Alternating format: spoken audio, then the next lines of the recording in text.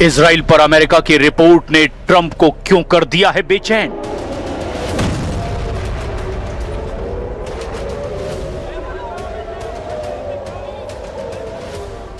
Israel पर secret report ने इशारा कर दिया है, कौन हारेगा, कौन जीतेगा।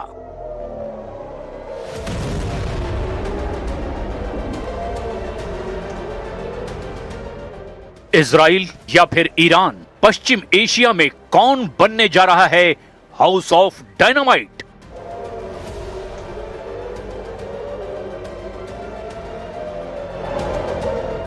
हजारों टन बारूद के धमाकों के बीच डोनाल्ड ट्रंप को करना होगा बहुत बड़ा फैसला।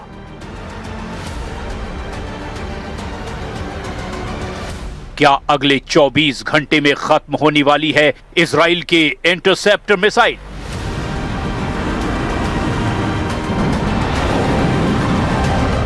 क्या अब नेतन्याहू के लिए ईरान के हमलों को रोकना नामुमकिन होगा?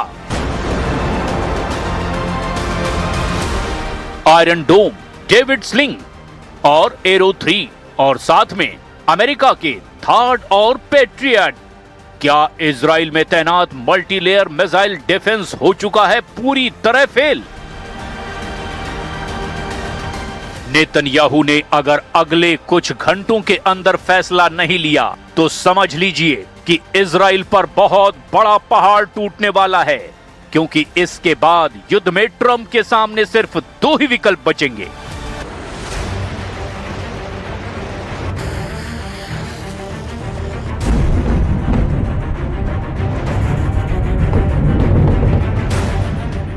ईरान के खिलाफ अमेरिका और इजराइल का युद्ध अगले 24 घंटे में किसी भी तरफ पलट सकता है, क्योंकि अमेरिका की तरफ से ऐसा अलर्ट आया है कि नेतन्याहू के पैरों तले जमीन खिसक जाएगी।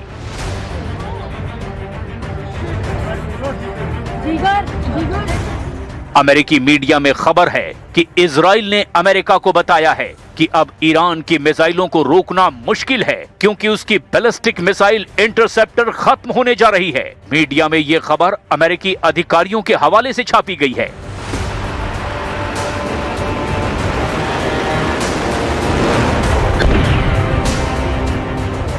खुर्रम शहर 4 जैसी क्लस्टर बम वाली मिसाइलों ने और बड़ा चैलेंज पेश कर दिया है।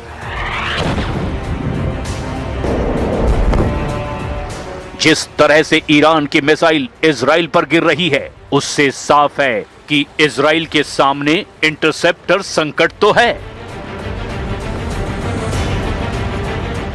पहले इजराइल का डिफेंस सिस्टम हमास और हिजबुल्लाह के हर रॉकेट को रोकता था। अब उसके सामने ईरान की बैलिस्टिक मिसाइल है और इन्हें रोकते रोकते नेतन्याहू का डिफेंस सिस्टम थक चुका है।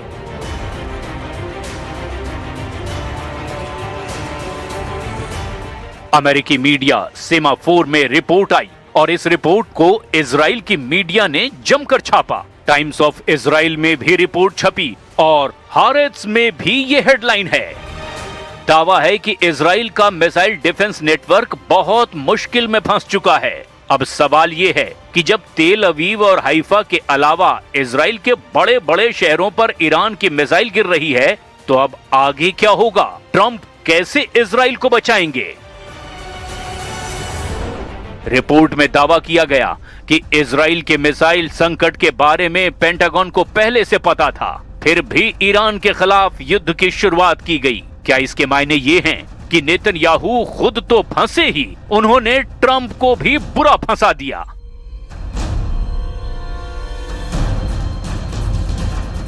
अब इजराइल को बचाने की पूरी जिम्मेदारी अमेरिका की है और इसीलिए दक्षिण कोरिया से थर्ड सिस्टम मंगाया गया है। जाहिर है कि अब युद्ध का फैसला इस मुद्दे पर होगा कि कौन आखिरी वक्त तक दूसरे पर वार कर पाएगा।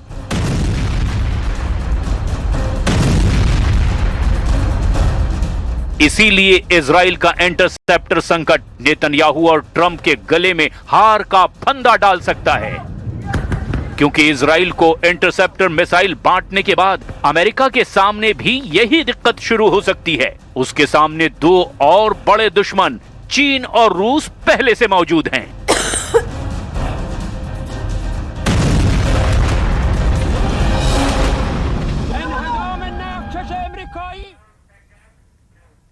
ईरान को तब तक अमेरिका और इजराइल मिलकर नहीं हरा सकते हैं जब तक कि स्ट्रेट ऑफ हॉर्मुज और खार्ग द्वीप पर उनका पूरी तरह से कब्जा या फिर कंट्रोल नहीं हो जाता। अब तो खबरों में दावा किया जा रहा है कि अमेरिका ईरान के दिल और धमनी बने खार्ग द्वीप पर और स्ट्रेट ऑफ हॉर्मुज पर कब्जा करके ईरान को पूरी तरह से तबाह करने में जुट गया है।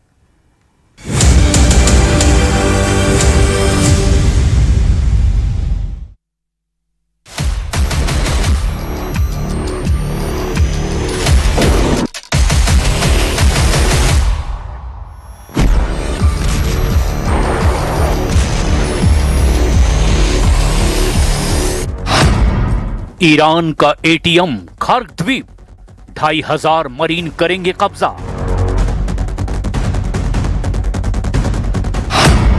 क्या ईरान युद्ध में राष्ट्रपति ट्रंप ने अपने टारगेट पूरी तरह से बदल दिए हैं? जो ट्रंप ईरान से खामनेई शासन के पतन की कस्में खा रहे थे, वही ट्रंप अब ईरान में सत्ता परिवर्तन करने की बजाय स्ट्रेट ऑफ हॉर्मुज और खार्ग द्वीप पर कब्जा या यूं कहें कि कंट्रोल करने की जंग में जुट गए हैं। हम आपको दिखाने जा रहे हैं कि इजराइल जहां ईरान को तबाह करने के लिए भीषण हमले कर रहा है, वहीं ट्रंप समंदर में ईरान के अरबों खरबों डॉलर के तेल भंडारों और पूरे सिस्टम पर कब्जा करने में जुट गए हैं। अब खबर तो यहां तक है कि सऊदी अरब के कमांडो के साथ मिलकर अमेरिकी मरीन के 2500 कमांडो ईरान के समंदर में भीषण हमला करने जा रहे हैं और इसीलिए ट्रंप ने दुनिया भर के देशों से अपील की है कि वो स्ट्रेट ऑफ हॉर्मुज में अपने अपने देशों की सेनाएं भेजें ताकि ईरान की IRGC के हमलों को रोका जा सके।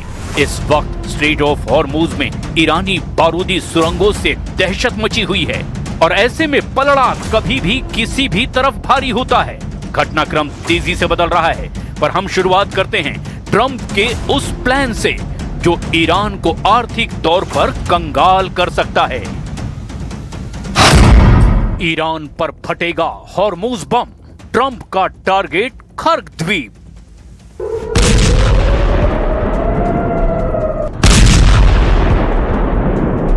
हैरानी की बात है कि जहां इजराइल ईरान के परमाणु ठिकानों एस्फान, नतांज और फोर्डो पर जबरदस्त हमले करने में जुटा हुआ है, तो वहीं ट्रंप का पूरा फोकस अब ईरान का ऑयल एटीएम के नाम से मशहूर खार्ग द्वीप पर हो चुका है।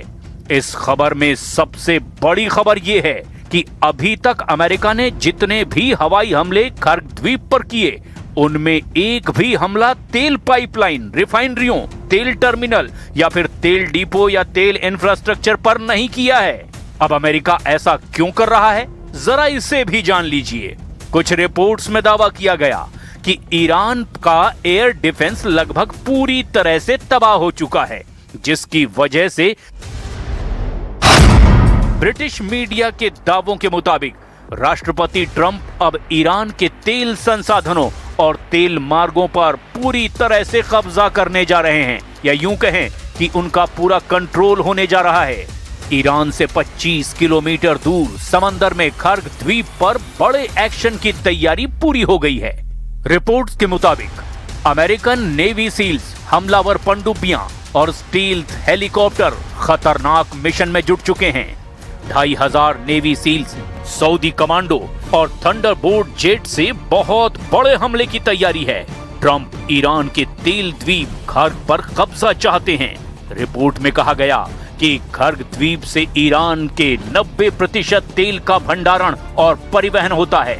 अब ट्रंप ईरान की इस ताकत को तबाह कर देंगे। ईरान के बजट का लगभग 40% हिस्सा तेल निर्यात से आता है और इस छोटे से 5 मील के द्वीप को ईरान के कट्टर शासकों से छुड़ाने के लिए ट्रंप ने अपना दांव खेल दिया है।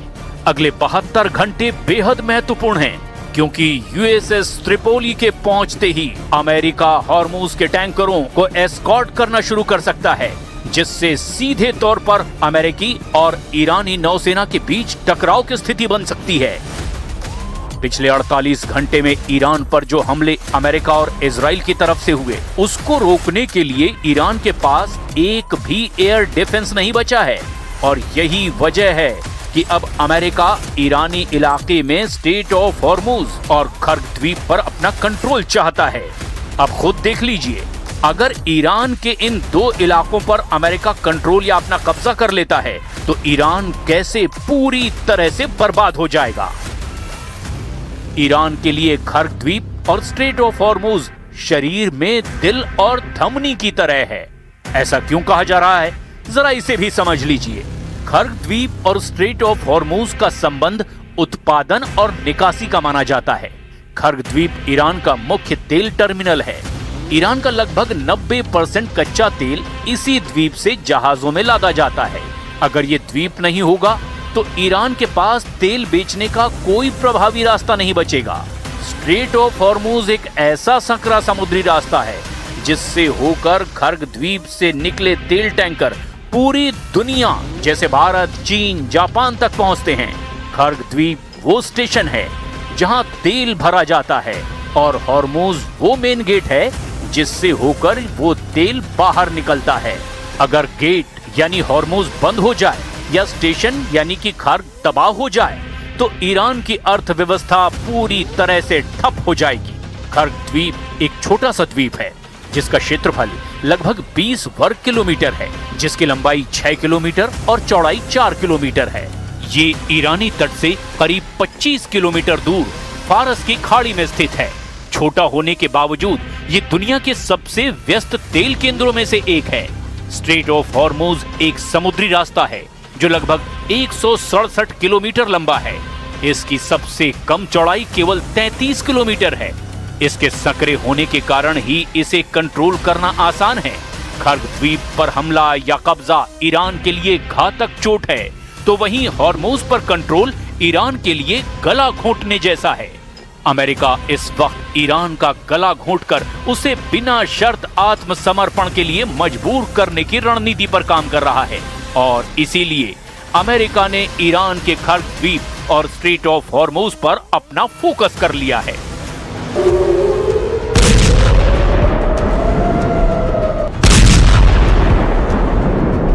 अब ऐसे हालात में देखना यह होगा कि ईरान अपने खर्ग द्वीप और स्ट्रेट ऑफ हॉर्मुज को बचाने के लिए क्या करता है।